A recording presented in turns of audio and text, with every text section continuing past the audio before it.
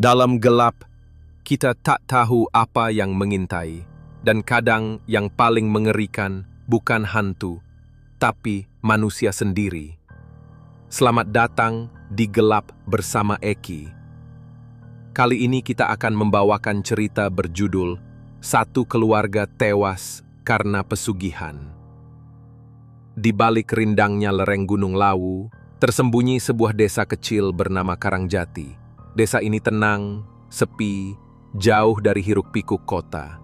Tapi di antara ketenangan itu, ada satu rumah yang kini tak berpenghuni. Rumah itu berdiri kokoh, besar, tapi suram. Tak ada yang berani melewatinya saat malam tiba. Itulah bekas rumah keluarga Sugondo, satu keluarga yang konon mati mengenaskan karena pesugihan. Pak Sugondo dulunya hanya petani biasa. Hidupnya pas-pasan bersama istrinya, Bulastri, dan dua anak mereka, Wulan dan Galih. Rumah mereka reot, nyaris roboh, dan kadang harus makan singkong rebus karena tak mampu membeli beras. Namun semuanya berubah, hanya dalam waktu 3 minggu.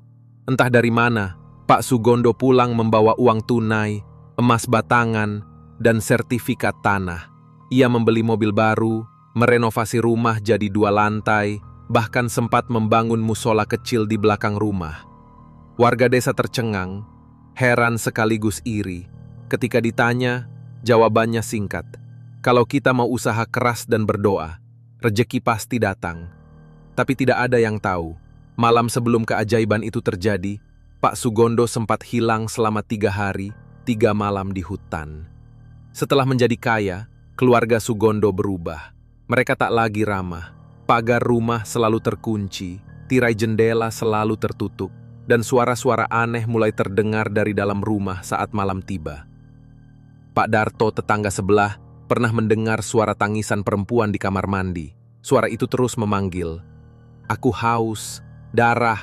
Kadang juga terdengar suara geraman hewan, seperti babi, atau suara langkah kaki berat di atas genteng, padahal waktu itu sudah tengah malam. Yang lebih menyeramkan lagi, setiap malam Jumat Kliwon, terlihat sosok tinggi hitam berdiri di halaman belakang rumah Sugondo. Sosok itu tak bergerak, hanya berdiri diam, memandangi jendela kamar anak mereka, Wulan. 4 minggu setelah kemunculan sosok itu, Wulan jatuh sakit. Tubuhnya kurus kering dalam semalam, rambutnya rontok, kulitnya pucat, dan matanya selalu mengarah ke langit-langit seolah melihat sesuatu yang orang lain tak bisa lihat. Wulan terus berteriak di malam hari, "Aku nggak mau ditumbalkan. Jangan ambil aku."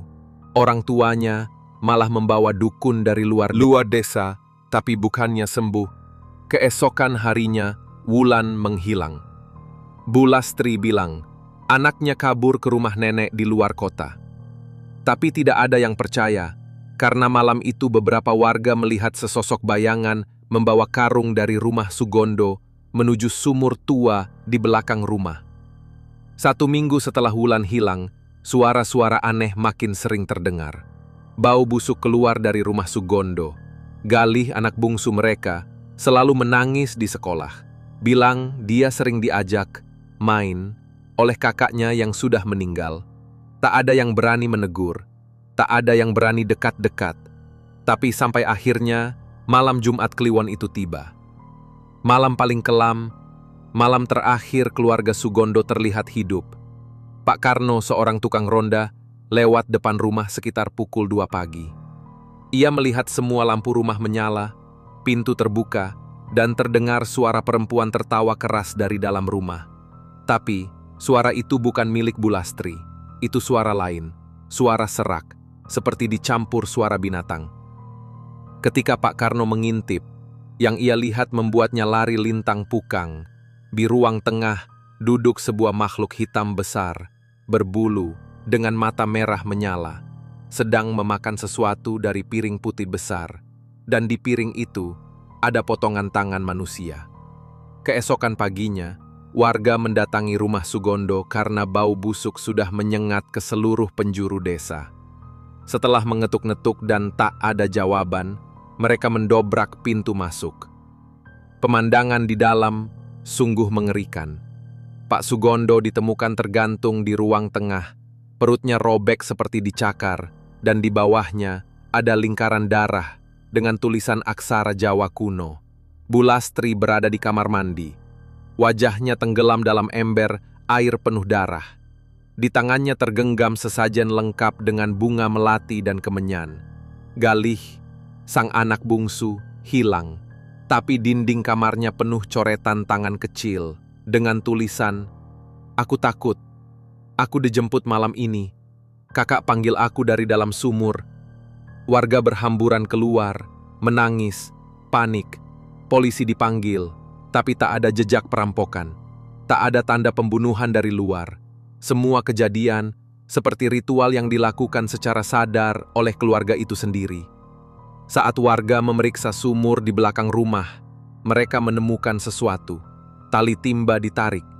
Di ujungnya tergantung karung goni, dan saat dibuka, di dalamnya ada kepala kambing, segumpal rambut panjang, dan mainan milik Galih yang penuh darah.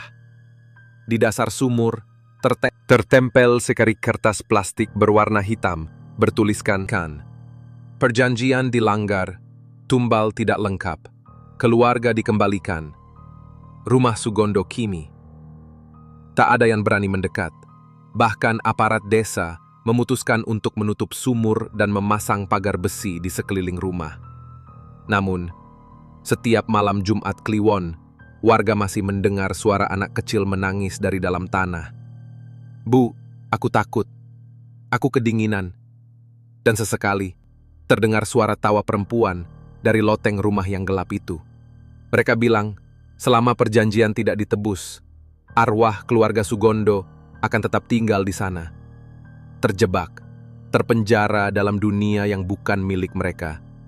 Itulah cerita malam ini, tentang satu keluarga yang menyerahkan segalanya demi kekayaan yang hanya bertahan sementara.